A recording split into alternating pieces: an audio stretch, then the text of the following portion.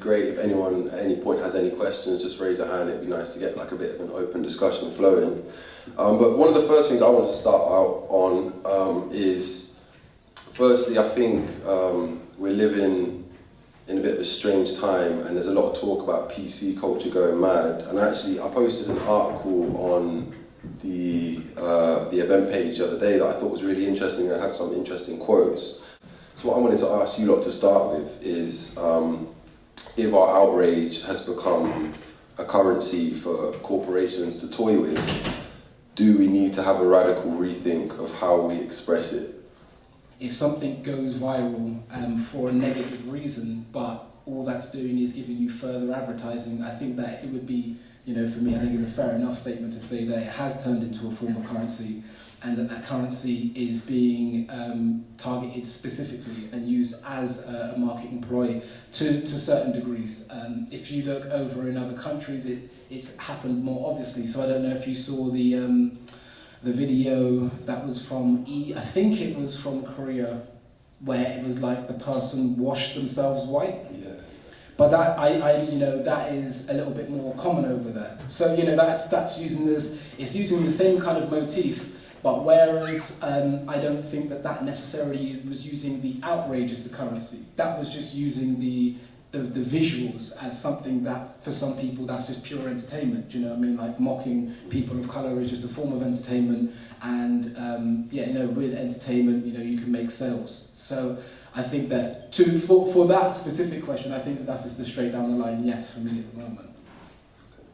I think it's what's really important with these conversations about outrage is looking at the reasons why people get outraged, and that's what's missing. So, for example, with this jumper, with the boy having the word monkey on his jumper and him being a black boy, so the history there is 19th, 20th century. Britain invested in something called scientific racism, which said that black people were primitive, said that black people were they're the bottom of the races, that they were not equal. And I think that's what's often quite missing from these conversations. Like, even if there is outrage on a scale which maybe there shouldn't be, the reason for that is because there is a history there that's really important to recognise. Yeah, I think to some degree often the outrage kind of masks what the greater feeling underneath it is, and people get caught up in the kind of hysteria where we live in this kind of culture of mass communication, and it becomes this big hysteria, whereas the actual reasons why it sparks kind of that feeling is kind of forgotten, because everyone's too concerned about kind of just what they did and not the reasons why that might inspire kind of that outrage in people. Yeah, I mean, I think looking at the H&M example, for example, what you just said is entirely true. It's based upon the idea of black people having proximity to apes, having proximity to monkeys being inferior, which was obviously used as justification to colonize and enslave them for a long time, and that's why there was such this outrage. But as some people would say, with brand names, and I'm sure people who do marketing know all publicity can be good publicity in some ways, and when people start talking about your brand, then people who may have not heard of H&M, etc., now at least have it in your head, and that's what it is. It's a stamp. It's a stamp you put on everything so that everyone. That's why it's 2 letters, so that it's easy to remember. And so I think that's why people talk about, because there's so many things that are wrong with this country and with the world at the moment, like an excessive amount, and there's an excessive amount of racism that is in every industry. And so I think that's why people talk about selective outrage and using these incidents to talk about things. If it had sparked more discussion on Twitter about eugenics and scientific racism and all of the stuff you just spoke about, that would have been great. Sadly, I don't think there was enough of that. I don't know about anyone else. When I saw the advert, the first thing I thought was, okay, so H&M doesn't have any black people in their marketing department. Like, that's what I saw straight away. I saw H&M as an institution. Like, obviously thinking about it more, I thought, yeah, it's pretty offensive. But the thing I saw straight away was a lack of diversity within very important. But again, sorry, I agree actually. Just on that, this thing again about offence. So a lot of people will say that actually we shouldn't be offended by the jumper and the term monkey, and actually it's just a jumper. So there might have been black people who saw it and thought it wasn't offensive. Like we don't necessarily know that. And I do want to also ask, if humans give power to words, if we choose not to be offended by historically derogatory words like monkey, perhaps even the N-word, can we take the power out of them? See, I think that kind of goes back to what you were saying just earlier, is that ultimately, if I'm somebody who is offended and you are somebody who is not offended, the reason why we find it hard to progress is because we can't come up with a unified strategy. Because it's like we need to, if we're going to categorize ourselves as something and say that, are we too easily offended? In that whoever the we is, what we need to do is actually make some decisions as that we. Though I would say that I took offence, but it didn't get me emotional, which is like back to kind of the quote that you were saying, like I didn't have any emotional investment inside of it, but I definitely was offended by it. But I can see why somebody wouldn't be offended, especially people who are maybe a little bit more connected to original cultures, to whom monkey is not an offensive term. Do you know what I mean? Like it can be deified like many other animals, you know what I mean? So I was offended, but I can see exactly why somebody else wasn't offended. Sam, do you want to come in? Sorry. Well, yeah, I was just thinking on that point. I think what's important also is kind of what maybe contributes to the sort of outrage is the agent and the person that the H&M being a kind of multi-billion-dollar company, like they're a Swedish company. You can see on their board of directors they are all white, sort of thing. Like, the fact that they kind of decided to, somewhere down the line, create that jumper, it kind of, to me, suggests that, like, if that had come from an independent African retailer, for example, and had thrown up that jumper and flicks, like, would there have been an outrage? Like, I don't know. Like, but that's the point. The jumper probably wouldn't have happened. That's what I would argue.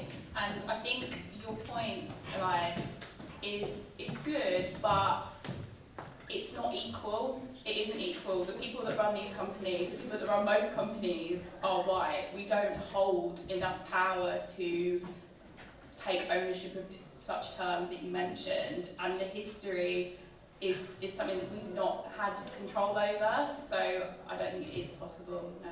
Yeah, sorry, I just want to say that, like, I think the problem with this question is that it poses it in a way which only allows for like a binary answer. So it's either yes or no, you're outraged or you're not. So it doesn't give any kind of space for nuance, and it's not so much about the words itself, it's about the harm and implications of the words and like how they manifest. And it's very much in a context of like growing social, racial and like class disparity. So although like people might reduce it to like a jumper alone, or like might link that to their sense of frustration, knowingly or unknowingly, it's linked to frustration surrounding like housing issues, employment, healthcare. So like people are offended by, I think the main issue is that people are offended by like the way black people continue to be treated, and this is a result of like anti-blackness, and we see it in, I mean, there are way more things that we should be offended about, like migrants are drowning in the Mediterranean Sea, and racism continues to limit our opportunities, but we're like speaking about a jumper, which in itself is like ridiculous. Does that in some ways help then trigger the wider discussions like we're having now, in a strange kind of irony? I mean, no, because we've talked about, and you guys have mentioned already, the way in which you mobilise, and how do you then, spark people's activism in a way that's productive to like creating real change for black people. But that's not going to happen in the space of like social media. I don't know what it's going to take. I'm not going to pretend like I have all the answers to it. I think you're right. I definitely think you're right, and that nuance is so important with topics like this, because what's your name, sorry? So my name's Halima. Halima, what you're saying is completely right, because when we put it on a binary like this, we open the door to far right. Like, we open the door to them, we enable them to just have a go at us, basically. We enable them, we give them a voice by just making it yes or no. Are you offending, are you not? You're completely right. I think you mentioned it as well, like I feel like our main focus should be on institutions and the way in which we either, you know, radically transform them or abolish them if necessary. And like that's where I think it's all about discourse and that, and it's a good thing that we're having these discussions, you're right, because it gives way to more, I guess, intricate discourse that can then, you know, allow us to create real change. But I don't know how it's going to happen. Yeah, so coming back to kind of the conversation about are we too easily offended? So, I work in advertising, and so what you're saying about not having black people on the marketing team, like I feel like that kind of thing was something that was a mistake that was made. They had loads of jumpers, loads of models, they put them on, didn't think about it, and then there were no black people in any of the process to be like, yo, G, what the fuck are you doing? Exactly. And so it went to market. But do you think that kind of, as kind of the reaction in the room from the last couple of questions, has shown that because of all the other issues that we're aware of, and we get like so offended off the bat of them, and other people aren't as aware, we then alienate people who otherwise would be on our cause if we had time to explain to them that this is like the history of actually why it is so offensive. Yeah. We get offended rather than explaining why it is so offensive in the first place. Precisely. Well, I think just quickly on that, I think that, you know, I'm sure, you know, you're on advertising, I'm sure a lot of people must have come to you to ask you the question, like, what's going on, why people are asking you. When somebody comes and asks you the question, then you're in a position to be able to kind of give your answer, give your references and what you're talking about. But if somebody just comes to you and says, you shouldn't be talking about that, you shouldn't be offended, let's just move forward, that's when I think like the cycle of triggering ends up happening, because, you know, from this discourse you can see, like whenever there are questions asked, they get answered, but at the point at which people started saying, shouldn't you just do that, that's when it kind of just ended up, you know, breaking down. If there was a black person in that marketing department, but it was still something that they were going to go ahead with, then, you know, how do you tackle that whole particular brand without the whole institution? So yeah, it's $1 million one, but I think in terms of the diversity in the workplace, I know of plenty of different workplaces where you, like you said with the police, where you will have black people in there, and it's not going to make a huge amount of difference to the specifics of what ends up coming through. Though I do agree that, you know, I would rather live in a country where there are black people in the police force than there are not, for the small advantages that it does bring. Sorry, I was just going to say, I think with a lot of the things we're saying about if there was a person of colour, if there was a black person on some sort of like authority position of authority, that this would happen. I think we give a lot of white folks passes because they should know this. Like, it should be obvious that having, like, it's so tone deaf that it's ridiculous. Like, you should know. And I think what that shows is, it's evident in actually a lot of the questions that a lot of white folks are actually asking in this audience, is there's a huge amount of historical amnesia in terms of what the context of monkey and what the context of primitiveness and social Darwinism, all that stuff means to black people. And you can tell from the tone of how a lot of people ask questions here that they don't know that. So it's evident as well when you look at it on a corporate institutional level that they obviously don't know that too. And I don't think it's the fault or the responsibility or the job of black people to teach, because they're not getting paid for that. Do you know what I mean? I know, but who does then? Because if we're not gonna be activists within institutions, then no one's gonna do it for us. I think that's too much of a moral responsibility. I think in many ways we live in an age where there's a lot of social consciousness, and I feel like actually it's an option for privileged people not to be aware. They're choosing to be socially not aware of No, I things agree they with should you. be. I agree with you, but I'm just saying there isn't an alternative unless you get a load of woke white people in a boardroom. It's not going to happen. That's why we have to do this stuff. It is, you're right. It's so much emotional labour, but the reason why we do it is because representation matters, and we don't want this stuff to happen. Can we get you in the service? Sorry, just really quickly, like, no, I hear, I completely agree with what you're saying, but at the same time, I think you're a marketing director at H&M. This isn't about being woke. This is stupid. Like, this is ridiculous. Like, you can't be doing things like that. It doesn't make any sense. Like, this is why I'm saying I think it might have been intentional. I think we've got to stop pretending that they're just ignorant white people as well, because it's like, I honestly think that they knew exactly what they were doing. We're all talking about H&M. People are still shopping at H&M. I'm interested in whether it boosted their sales or hindered their sales, because I think that would answer a lot of these questions as well. Can we go to the guy in the middle, please? So we've seen the success of the Rooney Rule in the US, in the NFL. So like so a certain amount of black people have to be interviewed for positions in sport, and it's being considered here as well in football because it's a very institutionally racist enterprise. So I wanted to see what you guys thought about some form of affirmative action in multinational companies at senior level in order to combat this problem. So if insofar as the problem is that there's an underrepresentation of BAME people in these positions of power. See, I think that. Sorry. So, like, the question directly, are we too easily offended? I think it's like no, but are we too easily distracted, or are we too easily misled, or are we too easily emotionally triggered? I think that's what yes is. So, in terms of what you've just said, then I think that is a positive move in a certain direction. But the same part of a person that would be triggered by an advert, but like this.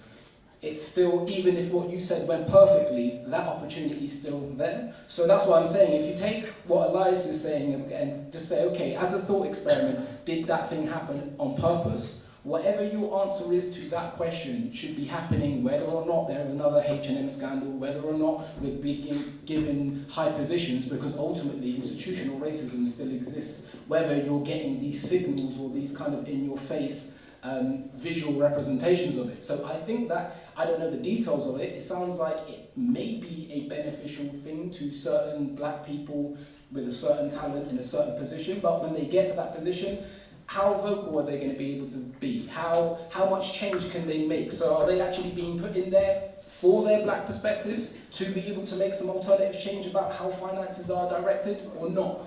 Either way, it probably will be beneficial to someone, so it's not don't do it. But in the wider conversation, it's like whatever the answer is, we're going to have to be doing it affirmatively in unison, regardless of what, because ultimately not making it black or white, but it's almost like impossible for a black person to have made that decision because he would have had to be on top to be able to say it. So the idea that a white saviour is going to come down with the piece of paper that gets signed by 10 other white angels and that's going to sort everything out, I don't see it like that, though there may still be positives. And that's what I'm saying about taking everything on just like the fact-by-fact basis. Like, does this actually make sense to us, yes or no? Doesn't even matter who or what it came from. Can we use this to benefit can this be a baby step to the mile-long actual outcome that we're looking for? Let's go to Marcus. I just wanted to kind of try and, I guess, as I'm hearing a lot of these questions, to tie some of this together, because you were saying how, really it isn't a question of whether are we too easily offended or not, but what do we do with that outrage and what is our response to that? There's a kind of way of talking about capitalism, which is that we need to kind of reconcile ourselves to the fact that frequently in capitalism, anti-capitalism is circulated as part of that, and if we allow our response to only be outrage, we basically make our anti-racism into a part of systemic racism.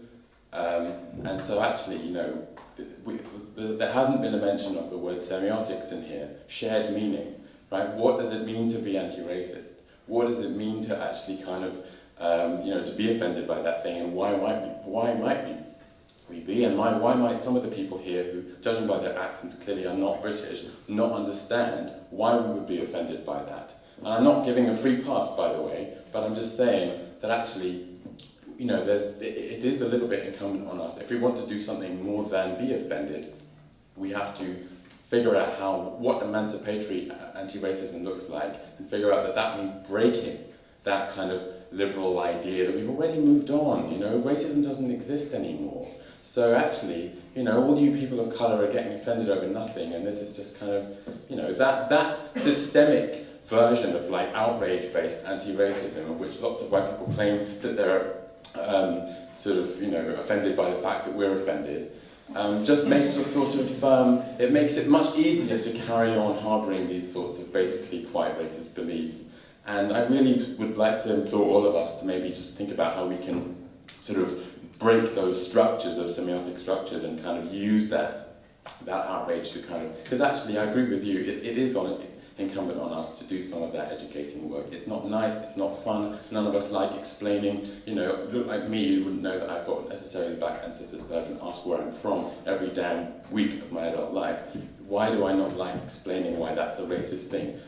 Well, you all know, most of you know, but the fact of the matter is, I still have to explain why that is a bad thing sometimes, and especially people who are from other places who wouldn't know that. It's for me to tell them. So, yeah.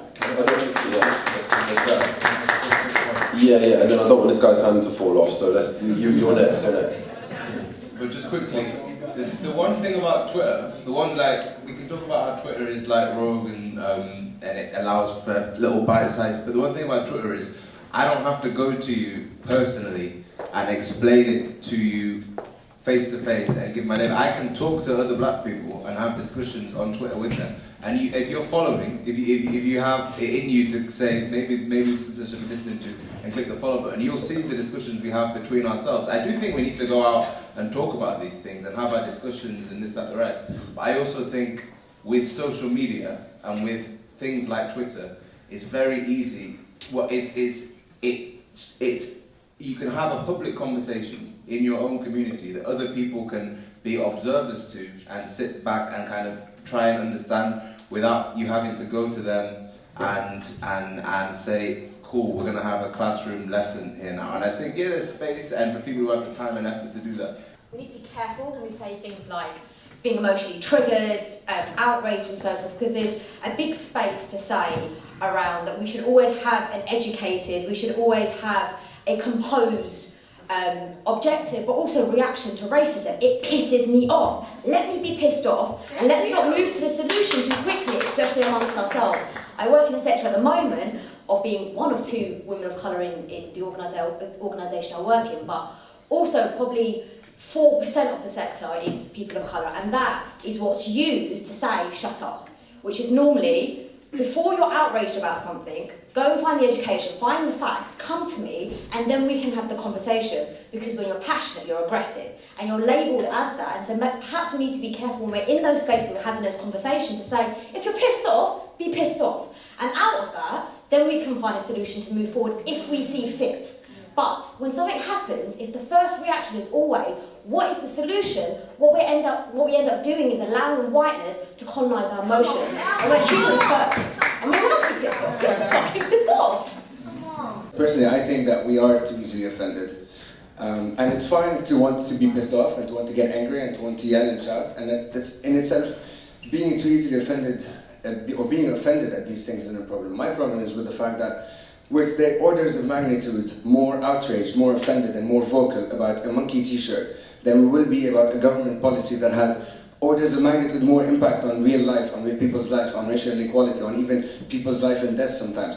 It's fine, let's yell and shout about a monkey t-shirt as long as we're yelling and shouting proportionately loud about things that are much more real, that have much more impact on real people's lives, as opposed to just these things. These things are distractions when we're not actually focused and being outraged and vocal about the things that really do have an impact on real life, that do have an impact on making things grow, making things evolve, and actually overcoming racial inequality. If we're not getting outraged about those, we don't really have the right. We shouldn't be yelling and shouting and being so vocal about things that are much more symbolic, like a t-shirt. So yes, let's yell and shout and be angry and get pissed off, but let's put things back in perspective and prioritize. I just wanted to inquire about the sort of the extent by which social media is influencing our views as young people and millennials.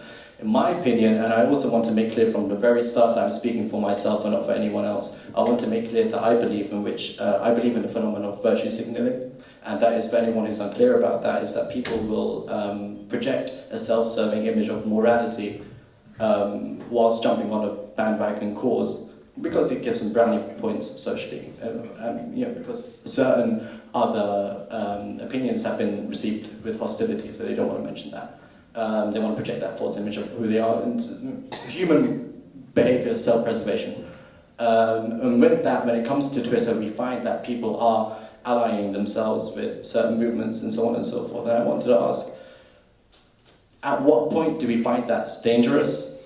Because with social media, and Twitter in particular, as we know, is only limited to 140 to 280 characters, and that's not really enough to put any nuance or a real focus on the direction of the conversation. And it's a lot easier online to be brave as it is opposed to sort of debate and speak in person, and people are more willing to really emphasize that outrage.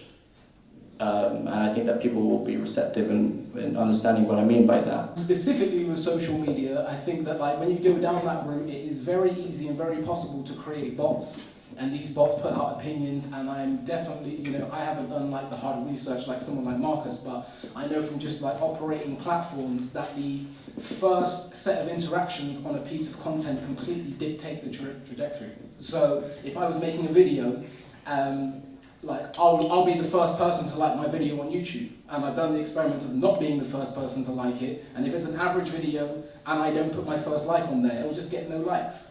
But if it's an average video and I put 1 like on there, it'll get like 3. It's similar for comments. If you leave a negative comment on a video when it first goes out for the first hour, it will just spark more negative comments. So it's very, very easy to guide people's opinions when it comes to social media, and specifically I wouldn't put it past certain people to you know, specifically be looking, whether it's them as an individual who don't really care about the thing, they're just going to say something racist to get that bandwagon going, or specifically people creating bots, looking for certain conscious people's platforms, targeting them every time they put something on there, just to slightly gear it. So I think that it goes both ways, like every tool. You know, it's a tool, it's a knife, you can make or you can kill kind of thing. I think that one of the things we need to look at is who is in Silicon Valley running these companies, because they are the ones writing the code, and they're the ones who have control over who gets banned. You look at Palestinian activists, a lot of Palestinian activists have their Facebook pages removed, taken down, for things that people on the other side won't necessarily have their Facebook pages removed for. You look at when Roseman's Fall was happening, I remember one of the guys in Roseman's Fall, Ntokozo, who is a South African, has had his Facebook page taken down temporarily about 20-25 times. Everyone's always like, are you coming, when are you coming back? So the lack of diversity in the companies themselves is something to be very scared about, because of the fact that so many people use social media. Facebook and Twitter are so important. And the people who write the code, the people who make the decisions, it's the same with Wikipedia as well. Wikipedia isn't social media, but you look at Wikipedia's managing board, and you look at the people who actually have the final say on what sources are valid, and how we verify those sources, and how we kind of verify an article. It's mainly white men, white American men, and that's. I mean, there's the idea that Wikipedia is just approved by anyone and anyone can come in, but that's not necessarily really the case. So it's the internet in general, it's not just social media. But yeah, I think we need to be looking at who runs these companies, and we need to be very careful about that, because I know full well that there are people who work at Facebook, people who work at Twitter and the rest, who will be kind of Trumpy people. I just wanted to say that I've heard a couple of, because I'm all about educating people around you, educating people at your workplace, educating your family, educating your friends. I'm all for it. I personally do not think it's too much of a moral responsibility. I just think it's your responsibility as a human being to educate the people around you. I listened to a speech from Desmond Tutu, and he said that the one thing that Nelson Mandela did in South Africa was that he tried to use a plaster to cover up a bullet wound, saying that he came straight from, when he came into office, he came with the flag of a rainbow nation, and what he didn't allow was time for people to heal, time for people to breathe, time for people to express their angers and their frustrations. And I don't hear of any other atrocity that has happened in history where people tell the people who are victims to move on from. You will never ever hear that from someone, say that to someone who's talking about the Holocaust, talking to a Jewish person. You will absolutely never hear someone say, well, to be honest, that was a while ago, you kind of need to get over it and move on, because that's absurd. So it just goes to reinforce the problems that we do experience as people of colour or black people, that we are still seen as less than other people, to the point where we're told that our atrocities mean less. We're told that we have to get over them, we have to move on, you have to allow time.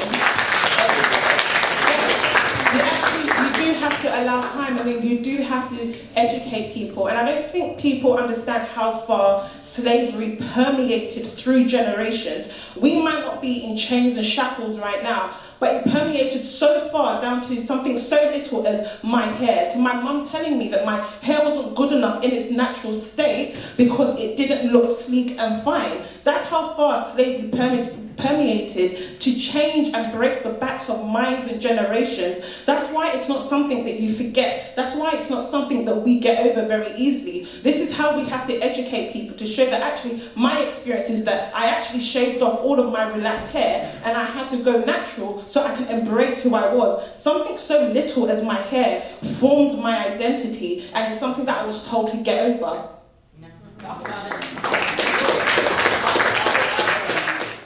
You know, to bring this event to a close on some really good points, which is nice, which is really nice to have some good, strong points that everyone sort of agreed with. I think that's a nice place to end. So I want to say like a big thank you to everyone for coming, and I think it's really important that we can come in these spaces and not feel threatened and be able to open up a dialogue that is clearly important. So yeah, thank you for coming, and can we just give a big thank you to the panel and Khan for setting up.